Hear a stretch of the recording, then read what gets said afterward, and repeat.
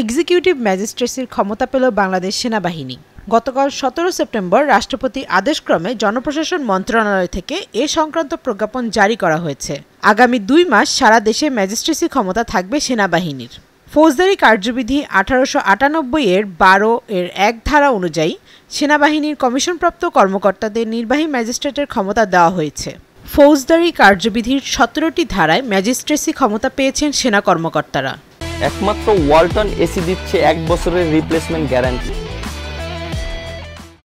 ধারাগুলো হলো ফৌজদারি কার্যবিধি ১৮৯৮ এর ৬৪, ৬৫, ৮৩, ৮৪, ৮৬, ৯৫ এর ২, ১০০, ১০৫, ১০৭, ১০৯, ১১০, ১২৬, ১২৭, ১২৮, ১৩০, ১৩৩ এবং ১৪২।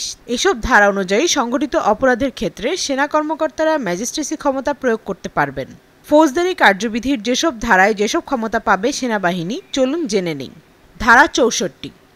সেনা কর্মকর্তাদের সামনে কোনো অপরাধ সংঘটিত হলে তারা অপরাধীদের সরাসরি গ্রেফতার করতে পারবেন।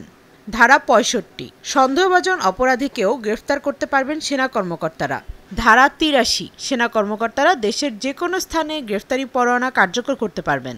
ধারা ৮৪। গ্রেফতারি পরোয়ানা কার্যকর করতে পুলিশকে নির্দেশ দিতে পারবেন সেনা কর্মকর্তারা। ধারা ৮৬।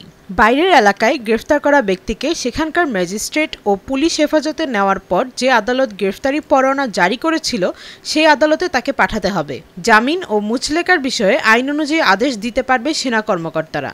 ধারা ৯৫ এর ২। পরোয়ানা, ডকুমেন্টস বা চিঠিপত্র আদান প্রদানের ক্ষেত্রে পোস্টাল বা টেলিগ্রাফ কর্তৃপক্ষকে ব্যবহার করতে পারবে সেনাবাহিনী। ধারা ১০০। বেআইনিভাবে আটক অর্থাৎ কাউকে অপহরণ কিংবা জোরপূর্বক কোথাও আটকে রাখার খবর পেলে সেনা কর্মকর্তারা ঘটনাস্থলে তল্লাশি করতে পারবেন।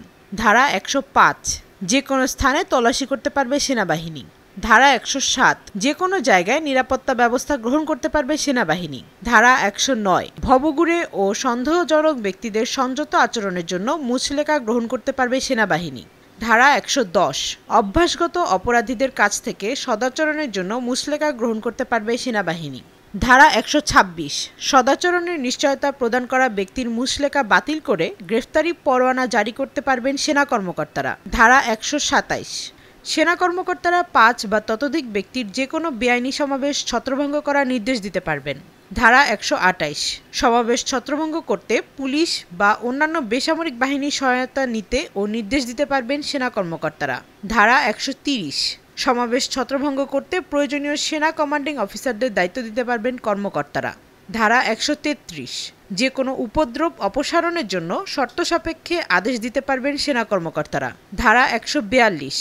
যে কোনো বিরোধপূর্ণ বিষয়ে তদন্তের জন্য ইনজাংশন জারি করতে পারবেন সেনাবাহিনীর কর্মকর্তারা। কোটা সংস্কার আন্দোলনকে কেন্দ্র করে ঢাকাসহ সারা দেশে সংঘর্ষ ছড়িয়ে পড়লে গত ১৯ জুলাই দিবাগত রাতে সারা দেশে সেনাবাহিনী মোতায়েন ও কারফিউ জারি করে আওয়ামী লীগ সরকার। ছাত্র জনতার অভ্যুত্থানে ৫ আগস্ট আওয়ামী লীগ সরকারের পতন হয়। এরপর ৮ আগস্ট ডক্টর মোহাম্মদ ইউনূসকে প্রধান উপদেষ্টা করে অন্তর্বর্তী সরকার গঠন হলেও দেশের বিদ্যমান পরিস্থিতিতে সারা দেশে সেনাবাহিনী মোতায়েন রয়েছে। এবার এক্সিকিউটিভ ম্যাজিস্ট্রেসির ক্ষমতা দেওয়া হলো সেনাবাহিনীকে।